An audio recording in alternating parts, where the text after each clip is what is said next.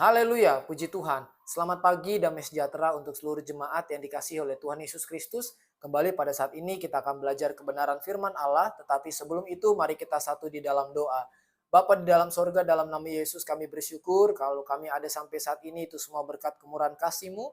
Sebentar kami akan mendengarkan firman Allah, Engkau memberkati, urapi firman yang akan disampaikan oleh hamba-Mu. Kami siap buka hati dan pikiran kami untuk mendengarkan firman Allah dalam nama Yesus. Haleluya. Amin. Puji Tuhan. Bapak Ibu jemaat yang dikasihi oleh Tuhan Yesus Kristus, kembali pada saat ini saya akan melanjutkan pembahasan Alkitab kita. Saat ini saya akan membahas di dalam kitab Kejadian pasal yang ke-26. Dan firman Allah pada saat ini saya beri judul Bencana Kelaparan. Kita perhatikan di pasal yang ke-26 ayat yang pertama. Firman Allah katakan demikian. Maka timbullah kelaparan di negeri itu.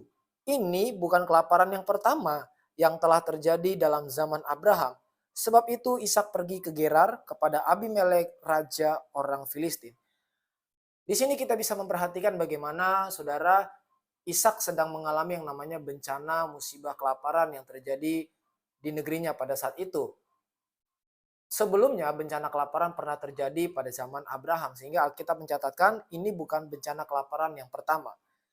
Bencana alam bisa datang secara tiba-tiba tanpa kita pernah duga, tanpa kita pernah prediksi sebelumnya, saudara.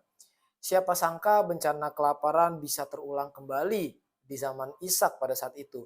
Sehingga Ishak dan keluarganya harus terpaksa pergi untuk menghindari kematian, yaitu di negeri orang Filistin, saudara.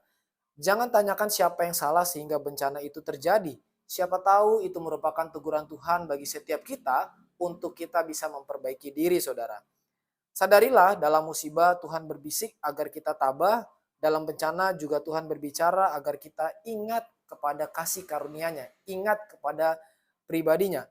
Percayalah saudara, bencana apapun dalam kehidupan kita, sesulit apapun bencana yang Tuhan izinkan terjadi, Tuhan tetap pegang kendali dalam kehidupan kita.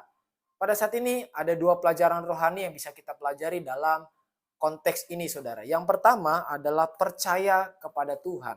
Kita bisa memperhatikan di ayat yang kedua. Lalu Tuhan menampakkan diri kepadanya serta berfirman, "Janganlah pergi ke Mesir, diamlah di negeri yang akan kukatakan kepadamu."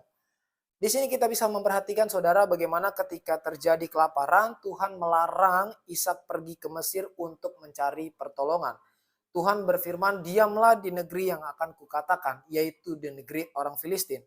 Ini bukan berarti Tuhan melarang Ishak untuk berusaha mencari solusi atas masalah yang dihadapi pada saat itu. Tetapi Tuhan ingin Ishak belajar mempercayai pribadinya. Tuhan ingin melatih Ishak untuk memperdalam imannya. Tuhan ingin Ishak lebih dalam lagi percaya terhadap kebenaran-kebenaran firman yang pernah dia sampaikan di dalam pribadi Ishak. Tuhan ingin melatih kepercayaan Ishak ini kepada Tuhan, kepada pribadinya. Ingatlah, jika kita berharap kepada manusia, kita akan kecewa. Tetapi jika kita percaya penuh terhadap pertolongan Tuhan, maka Tuhan akan turun tangan, akan menolong kita sepenuhnya. Di sini Tuhan melarang Ishak untuk pergi ke Mesir. Gambaran Mesir merupakan gambaran dewa-dewa, kekuatan-kekuatan militer pada saat itu yang kuat. Nah, Tuhan ingin melatih Ishak supaya dia tidak mengandalkan manusia. Di dalam firman Allah katakan, terkutuklah orang mengandalkan manusia, tetapi sebaliknya diberkatilah orang yang mengandalkan Tuhan dalam kehidupannya. Itu merupakan pelajaran rohani yang pertama. Yang kedua adalah menabur dan menuai. Kita bisa memperhatikan di dalam kitab Kejadian pasal yang ke-26 ayat yang ke-12. Maka menaburlah Ishak di tanah itu, dan dalam tahun itu juga ia mendapat hasil 100 kali lipat, sebab ia diberkati Tuhan. Di sini menarik sekali saudara, di mana di masa kelaparan Ishak menabur benih di tanah itu, dan oleh berkat Tuhan ia mendapatkan hasil, dia menuai hasil berkat yang luar biasa, hasil yang berkelimpahan, hasil yang membuat orang Filistin itu iri saudara. Karena apa? 100 kali lipat hasil yang dia dapatkan. Jangan tinggal diam dalam menanti keajaiban. Lakukanlah apapun yang bisa kita kerjakan sekalipun masa sulit yang sedang kita hadapi, saudara. Sebab tanpa menabur tidak mungkin kita menuai. Sekalipun masa sulit, sekalipun masa krisis, sekalipun masa yang kering sekalipun, Belajarlah untuk kita tetap menabur hal-hal yang baik.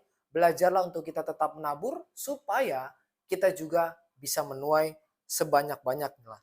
Ingatlah, kita hanya menuai dari apa yang kita tabur, saudara, dan memanen dari apa yang kita tanam. Jangan tunda, lakukanlah segera.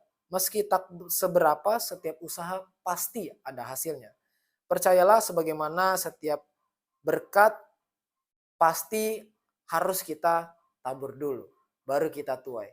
Berkat tidak datang begitu saja, tetapi harus kita tabur dulu, harus kita tanam dulu, supaya kita bisa menuai berkat-berkat itu begitu melimpah.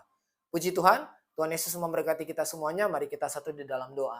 Bapa di dalam sorga, dalam nama Yesus, terima kasih untuk kebenaran firman Allah dalam setiap kehidupan kami. Sebentar kami akan melangkah di sepanjang hari ini. Engkau memberkati setiap pribadi, jemaat Tuhan. Berkati dengan kesehatan, kekuatan, berkat jasmani yang melimpah, terlebih berkat-berkat rohani. Terima kasih Bapakku yang baik, terima kasih. Kami siap melangkah di sepanjang hari ini bersama dengan Engkau. Dalam nama Yesus, haleluya, amin. Puji Tuhan, selamat pagi, selamat beraktivitas. Tuhan Yesus memberkati. Immanuel.